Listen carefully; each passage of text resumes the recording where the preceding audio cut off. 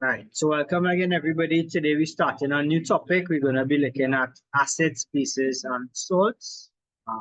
Hoping to cover the acids and bases, and if time permits, you also cover salts, which is not too much on salts we need to cover. So we're going to get started. So first, we're going to begin with looking at acids. And when we talk about acids, acids mainly have their characteristics because of the presence of some H plus ions that are liberated when acids are dissolved in water. So acids in their pure anhydrous state, anhydrous meaning in the absence of water, do not exhibit the acidic properties that really gives the name or what we'll be looking for to characterize them as an acid.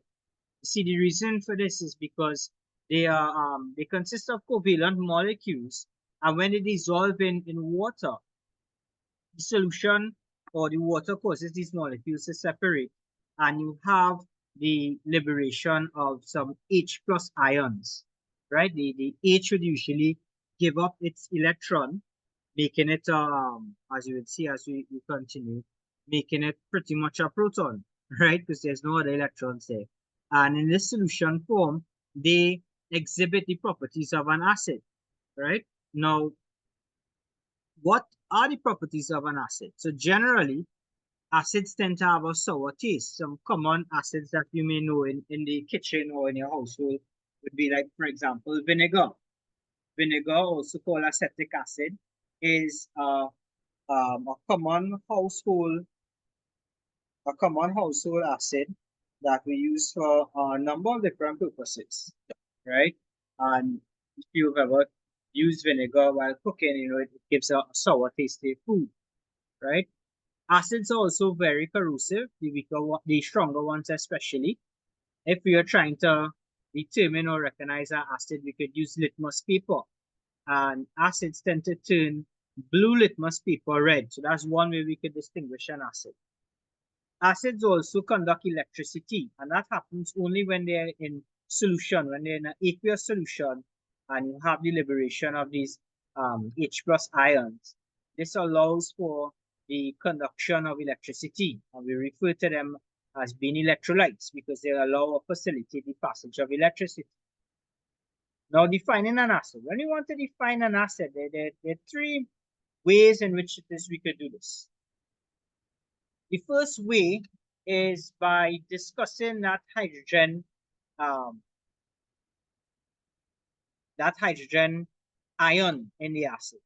Now, an acid could be described or defined as any substance which contains hydrogen that can be replaced either directly or indirectly by a metal to form salt. So what I'm saying here is if we have an acid and we react it with a metal, the hydrogen ion, the hydrogen cation in the acid will be replaced entirely, totally by that metal. And that results in the formation of a salt and the liberation or the production of hydrogen gas. And here we have an example with zinc reacting with hydrogen chloride or hydrochloric acid. And we have the formation of zinc chloride and hydrogen gas. Now that's one way we could define the acid. Another way we could define an acid is as a substance that forms hydronium ions, right? Hydronium ions is an ion with the formula H3O plus.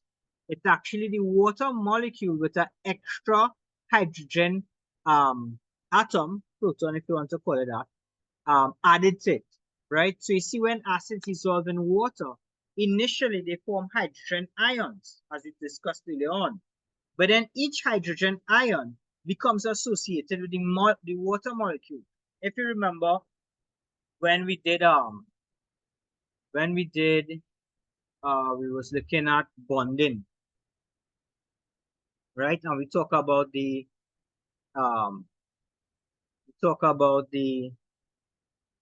water molecule, right? We talked about the water molecule being electronegative. Anybody remembers what that means? Earlier, remember that?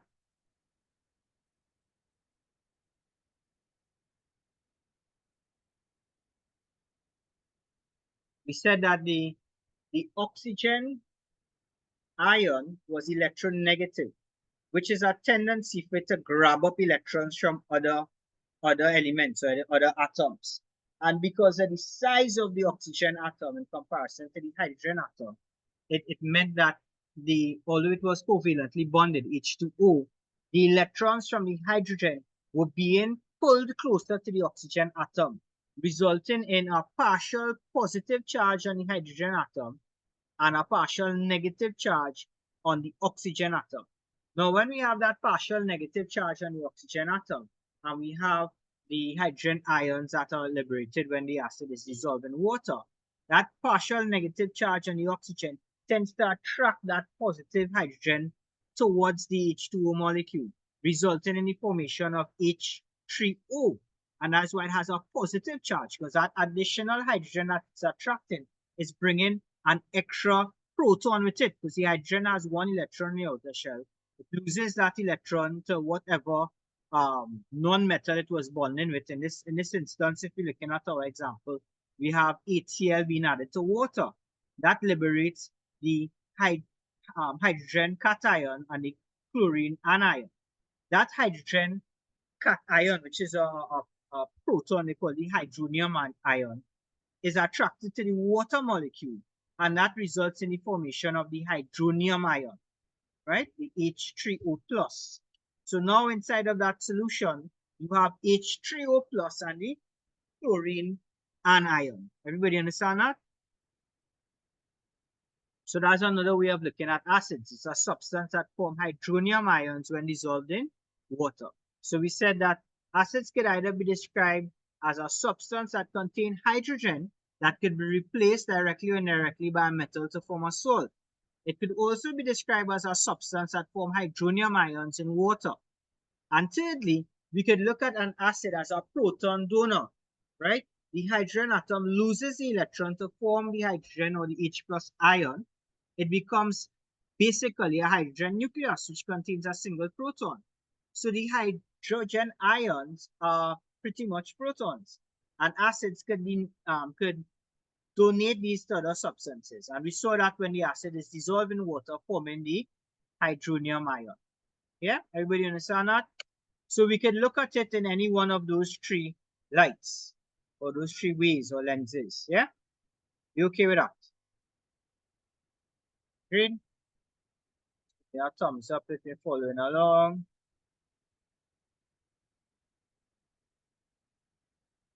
Nice. Right. So everybody good with that? Perfect.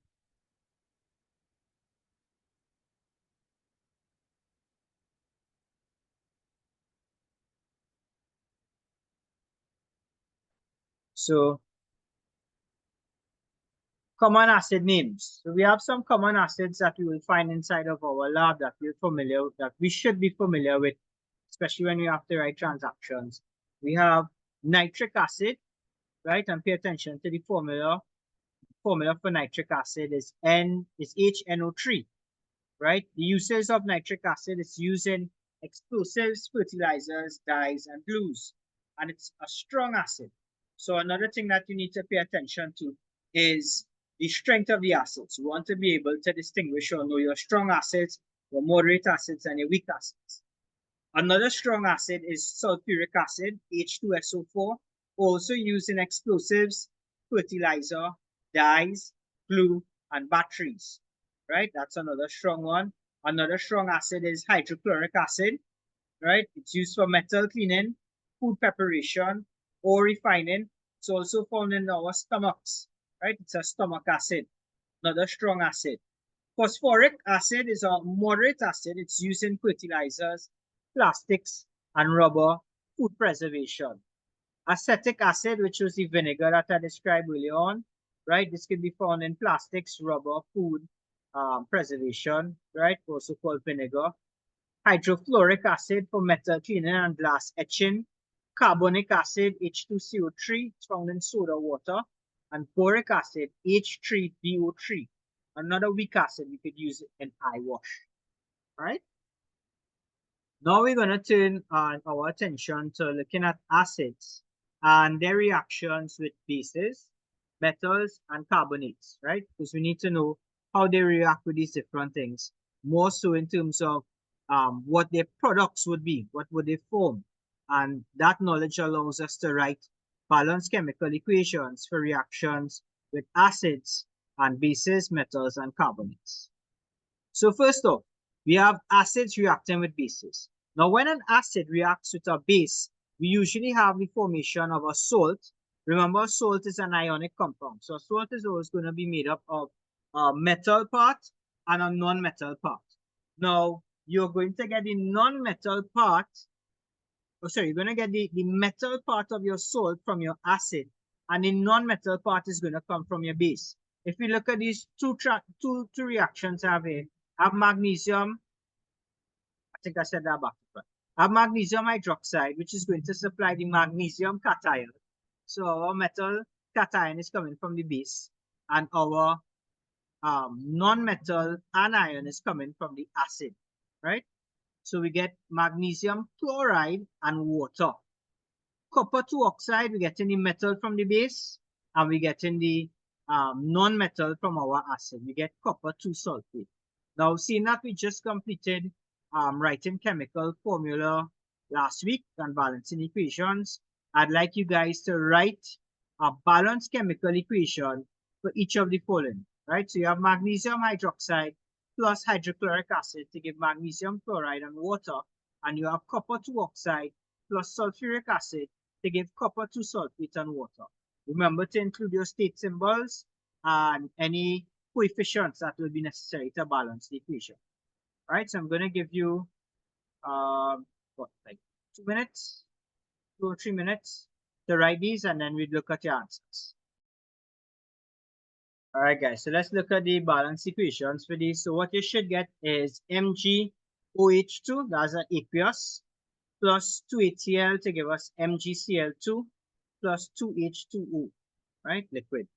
And then for copper 2 oxide, we have CO as a solid plus sulfuric acid, H2SO4 aqueous. And that's going to give us copper sulfate, which is aqueous, and H2O. All right, everybody get that? Just give me a thumbs up if you did. Very good. Excellent. All right.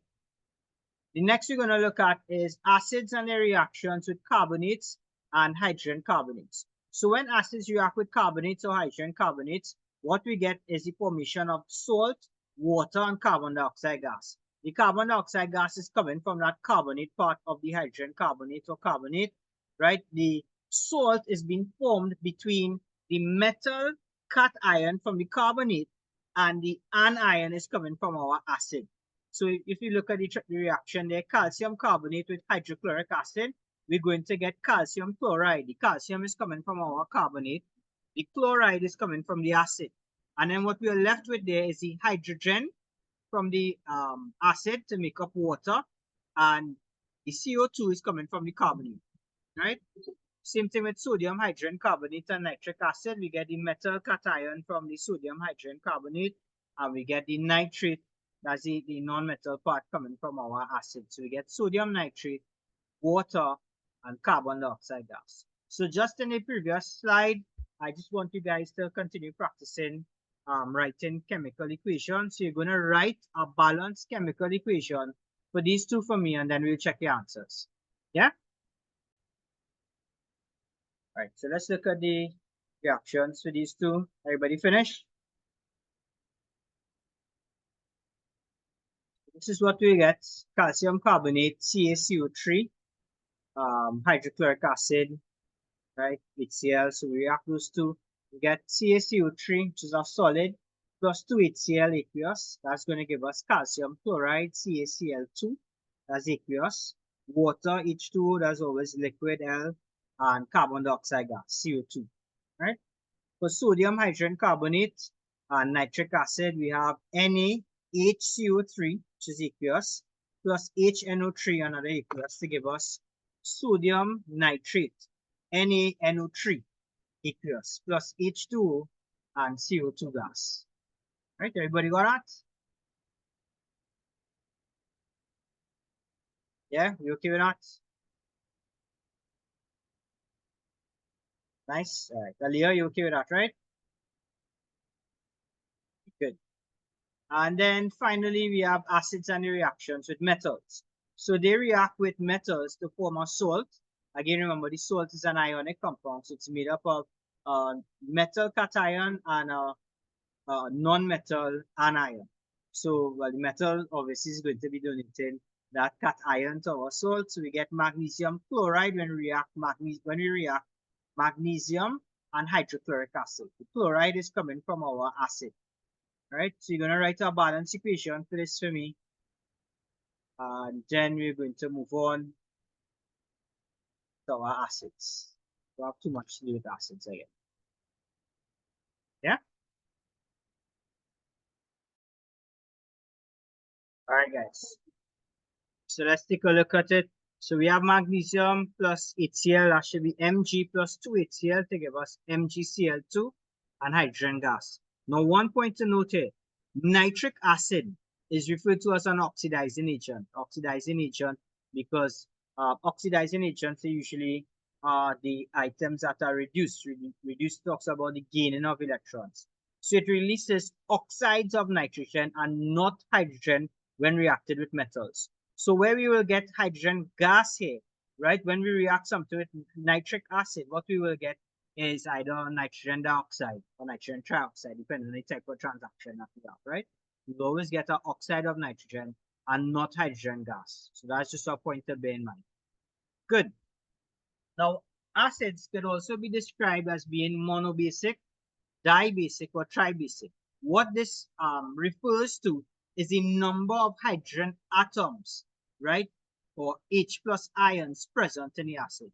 So, for example, HCl has one H plus ion, so its basicity is monobasic, right?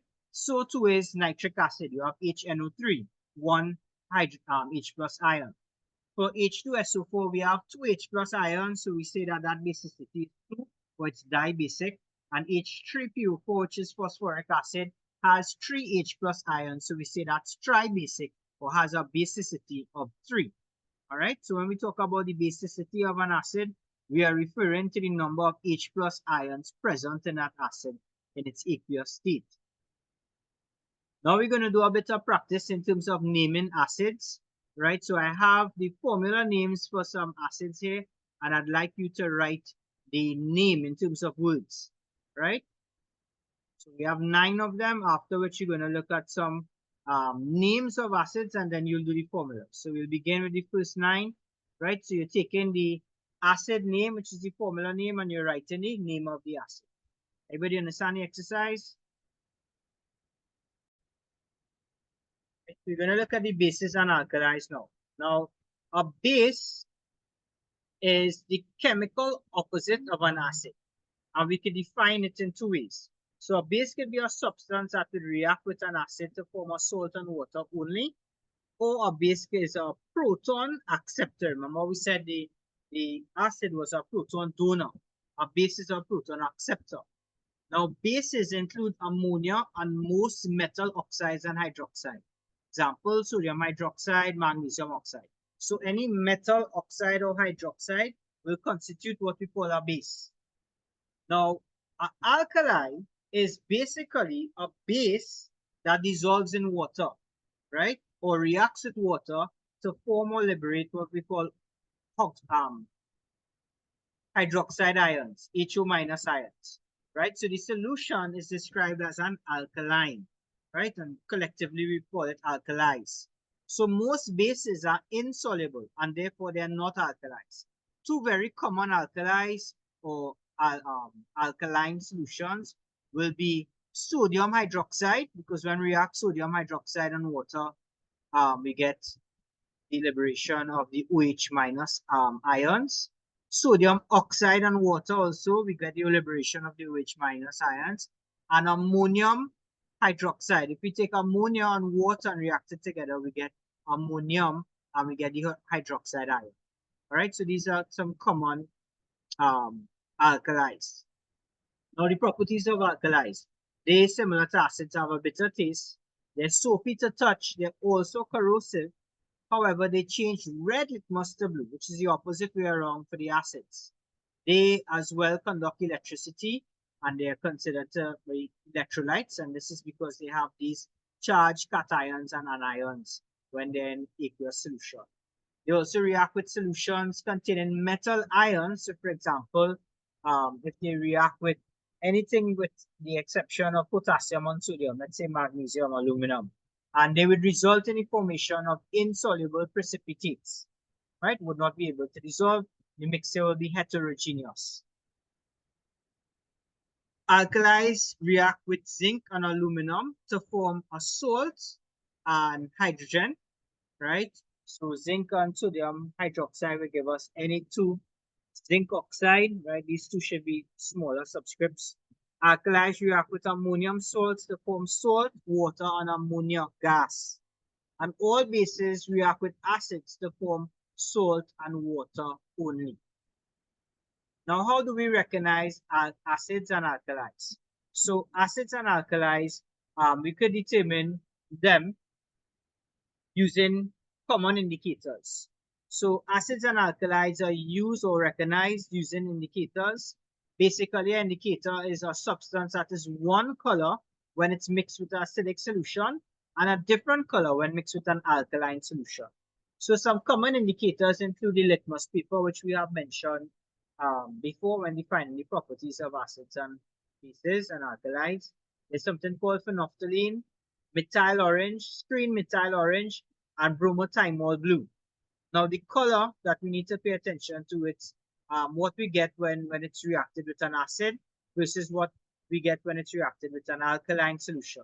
So litmus paper goes from blue to red with an acid, and we use red litmus paper when we check in for alkaline, and that will change from red to blue. So there's both blue and red litmus paper, right?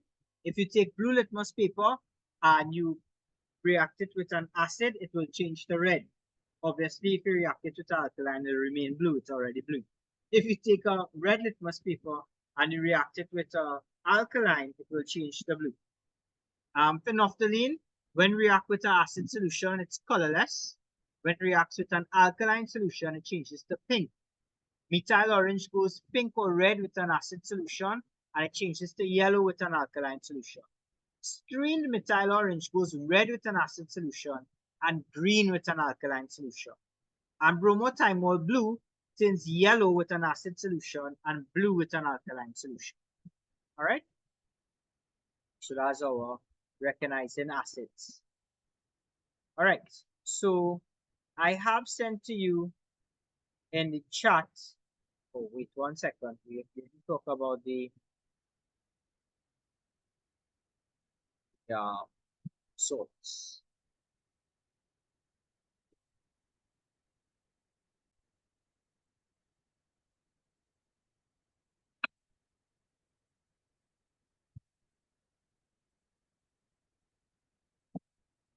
So we're going to talk about salts to wrap up. So a salt, as we've been seeing over and over, is a compound that is formed when all or some of the hydrogen ions in the acid is replaced by a metal, or in some instances, ammonium ions, right? So these ions can be supplied by the metal itself when we saw the reaction with acids and a metal, or from a carbonate or hydrogen carbonate, or even a base, right? Now salts, they have ionic bonds, they're ionic in nature. So they contain a metallic cation part or ammonium cation and one or at least one anion, right? That's called the acid radical. It comes from the acid. Now, there are types of salts. We have acid salts, and these are those that are formed when some of the H plus ions are replaced, meaning that there are still some H plus ions in from the original acid that is still in the salt. Now, you will only find dibasic and tribasic acids forming acid salts. And you're going to write the equation for sodium hydroxide and sulfuric acid for me shortly. Then we have normal salts. These are salts where all of the H plus ions are replaced. So if you write the equations for sodium hydroxide and sulfuric acid, and you write the equation for sodium hydroxide and sulfuric acid, right, you will see that in both of them, sometimes not all of the hydrogen is replaced. right? I'll give you an example. To write the equation for normal salt solute, where we have the entire sodium hydroxide, we have the entire, all the H's are being used. This is a base and acid, so we should get a salt and water. So you're going to do this one for me, sodium hydroxide and sulfuric acid, and I will write sodium hydroxide and sulfuric acid, where we have an acid salt being formed.